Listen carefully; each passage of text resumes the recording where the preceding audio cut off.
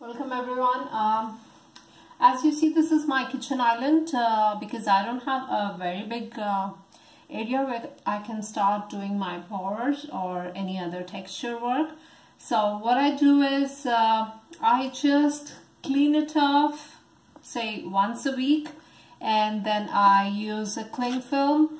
Just start covering the area with the cling film, and it becomes nice and clean again.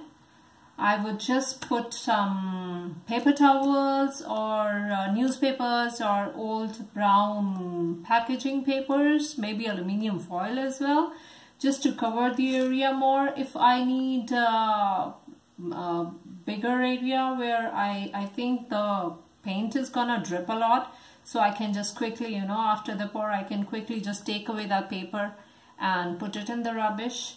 Rather than cleaning it with something and then putting that in the drain. So this is an easy workable solution. I would just tell you quickly what all supplies as a beginner you need to have if you want to start pouring.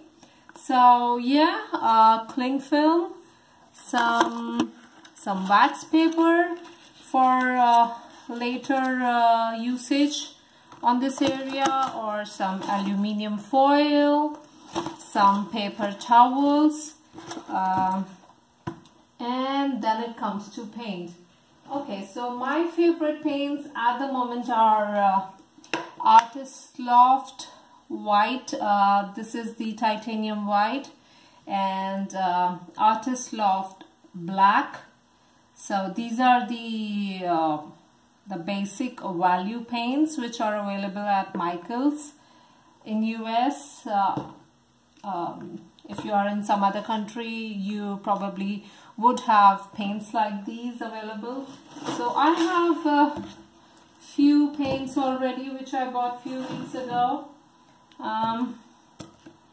So these would be the paints that most of the beginners would be happy to use. Then I have the Artist Loft Deep Magenta, then some of these metallic paints, copper, silver, then gold. This is the old gold.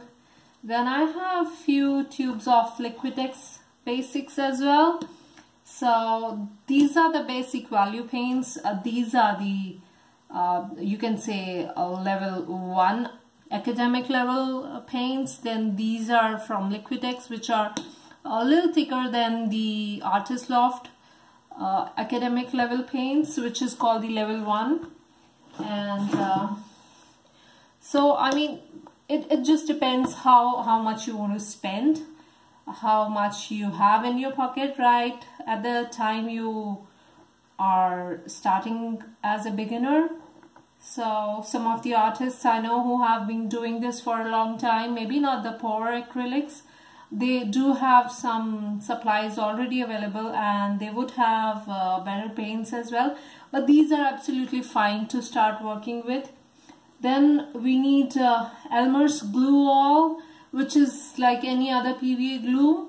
I will just open and show you. It's a little thicker than the school glue, if you can see.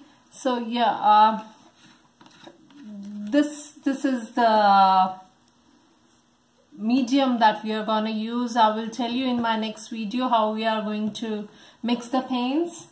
And then I have Liquitex Gloss Medium and Varnish, which we can use as a medium as well as a varnish once the paints are cured. Then I have some apple barrel paints. I really love these as well. So yeah, they have got nice variety in these paints, and these are very cheap, easily available on Amazon as well as Walmart. Then I have Folk Art. I really swear by this paint. I really love the gold in this, so I always keep it handy. Then I have isopropyl alcohol, which I just use if I'm doing some paints on plastic or acetate or maybe glass. So yeah, this is just used to clean that surface first, so it becomes easier for the paint to stick on that. Then I have 3-in-1 silicone, which is good if you want to use in your acrylic pours and you are a fan of some cells on your painting. So this is what is available at most of the hardware stores. I buy mine from Home Depot. Then this is the OGX coconut milk.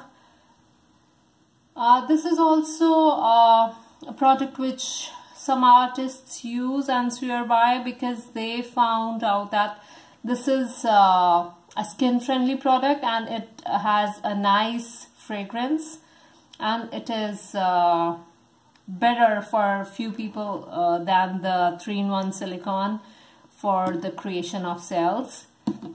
Then I have my glue gun, which is Wagner, which again I bought from Home Depot. This has got two settings, one is low and one is high. We just have to switch it on and it starts working straight away. This is mainly used for popping the bubbles which are there when we have already poured on a surface. This is not mandatory, it is just if you want really to work with this, because as a beginner there are many questions which we hear day-to-day basis. So this is one thing which is enough if you want to use as a beginner. After this, once you're comfortable using this as your bubble popper on the paint, you can go to the next level, which is torch. I do have the torch as well. I'll have to get it from my storage because I don't keep it near my art stuff or indoors. So yeah, there is a torch as well. Then we have some gloves. These are reusable gloves you can use for 2-3 paints, and this should be fine. You just need to clean your or wipe your hands with a paper towel and it should be fine. You could just use these gloves. Then we have some sticks. These are mixing, and straw if you want to just blow the paint here and there on your work. So yeah, the sticks are easily available on any grocery store, and they are like $3 or $4 for a pack of 100 sticks. Same goes for the straws. Then I have this Artist Loft